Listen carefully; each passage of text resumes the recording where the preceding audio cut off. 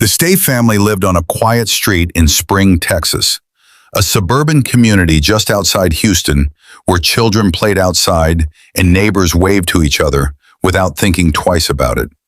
Stephen Stay worked hard to provide for his family while his wife Katie filled their home with the warmth and chaos that comes with raising 5 children.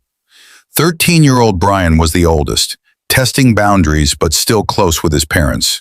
9-year-old Emily was bright and energetic, always moving, always laughing. 7-year-old Rebecca had a smile that could light up any room. 4-year-old Zachary was the baby, still discovering the world with wide-eyed wonder.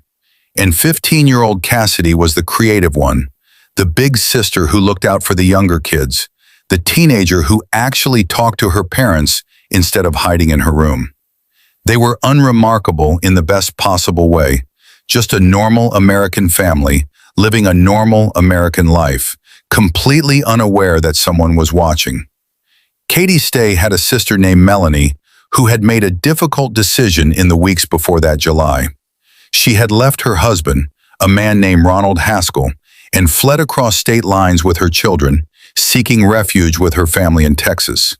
She was scared of him, though she couldn't have known just how justified that fear would prove to be.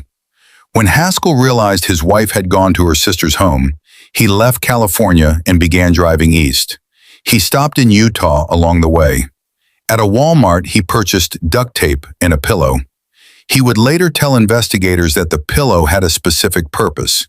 He wrapped it in duct tape to create a makeshift silencer. He was planning something. He had been planning it for a while. And the Stay family, living their normal lives on their normal street, had no idea they were standing directly in his path. On July 9, 2014, a man wearing a FedEx uniform approached the Stay residence and knocked on the front door. 15-year-old Cassidy answered. The man asked for her parents. She told him they weren't home. He left. Cassidy closed the door and went back to whatever teenage thing she'd been doing, thinking nothing of it. But minutes later, the man returned. This time, he didn't knock and wait. This time, he forced his way inside. The FedEx uniform was a disguise. The pillow wrapped in duct tape was real. The man was Ronald Haskell, and he had come to kill. He held Cassidy and her younger siblings hostage, waiting for her parents to come home. Later in court, Cassidy would describe trying to appeal to his humanity. She told him their names. She told him their ages. She told him about her little brothers and sisters. She prayed. She begged. She did everything a 15-year-old girl could think of to save her family. Stephen Stay came home first. Haskell forced him to the floor at gunpoint. Then Katie arrived home, walking through her front door into a nightmare. Haskell forced her down too. All 7 of them, mother, father, 5 children, were ordered to lie face down on the living room floor. What happened next took only seconds. Haskell raised his 9mm pistol. He walked down the line of bodies on the floor, and he fired. One by one. Execution style. Stephen first, then Katie, then 13-year-old Brian, then 9-year-old Emily, then 7-year-old Rebecca, then 4-year-old Zachary. The makeshift silencer did its job. The shots were muffled. The neighbors didn't hear a thing. When Haskell got to Cassidy, he fired. The bullet grazed her skull. To Haskell, it must have looked like a kill shot. He didn't check. He didn't confirm. He just turned and walked out, leaving 7 bodies on the floor. But Cassidy wasn't dead. Bleeding, terrified, barely conscious, she lay still among the bodies of her family. She played dead. It was the only thing she could do, and it saved her life. Minutes passed, maybe longer. Time moves strangely when you're lying on the floor, surrounded by the people you love most. All of them gone, all of them silent. Eventually, Cassidy crawled to a phone and called 911.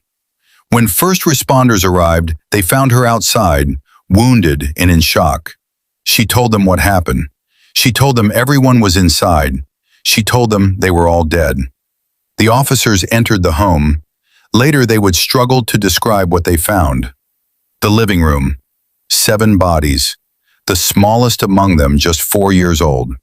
The scene was so horrific, so overwhelming, that it would break an unspoken code among law enforcement. Sergeant James Thomas Doucet was the lead homicide investigator assigned to the case. He had seen death before. He had worked murders.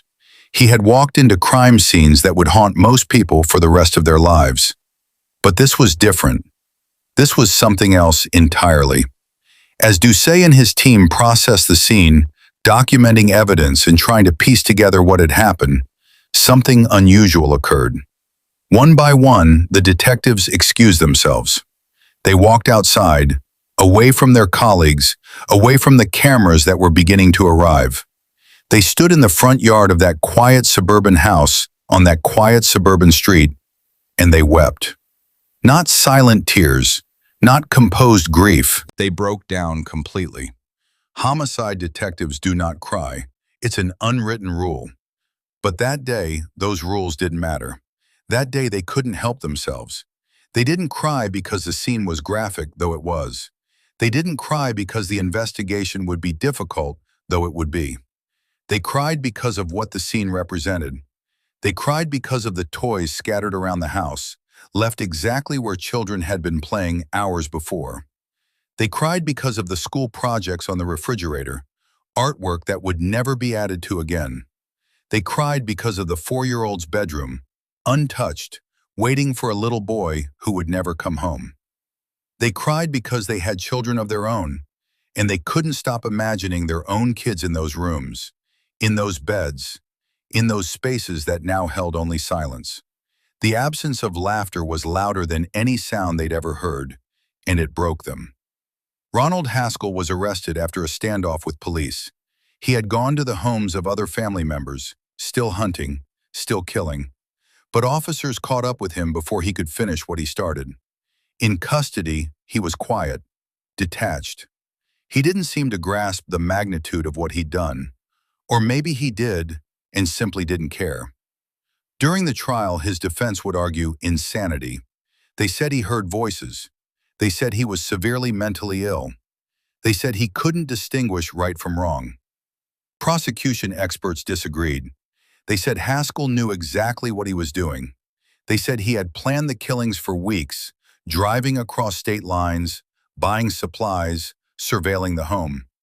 They said his actions showed calculation, not confusion. The jury would have to decide, but first they would have to hear from the one person who survived. Cassidy Stay took the stand in August 2019. 5 years had passed since the murders. She was 20 years old now, no longer the terrified teenager who played dead while her family was shot around her. But some wounds don't heal with time. She described that day in detail. The knock at the door, the FedEx uniform, the waiting, the pleading, the gunfire. She described the smell. The room smelled like blood. It tasted sour.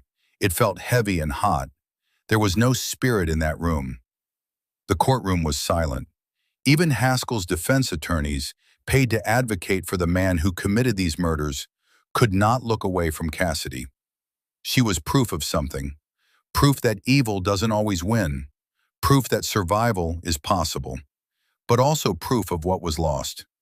On September 26, 2019, the jury returned its verdict. Ronald Haskell was found guilty of capital murder and sentenced to death. As of this writing, he remains on death row in Texas.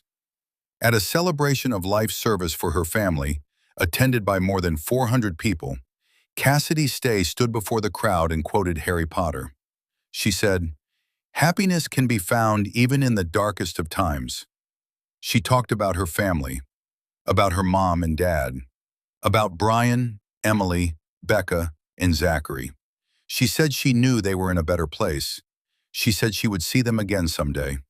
And then she said 2 words that left the entire congregation in tears.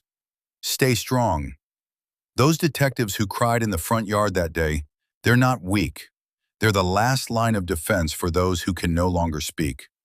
They're the ones who carry the weight so the rest of us don't have to. And sometimes that weight is too much. But Cassidy Stay carried it too. She carried it through 5 years of trials and testimony and memories that would break most people. She carried it by remembering her family not as victims, but as people. As the people she loved. As the people she lost. As the people who made her who she is.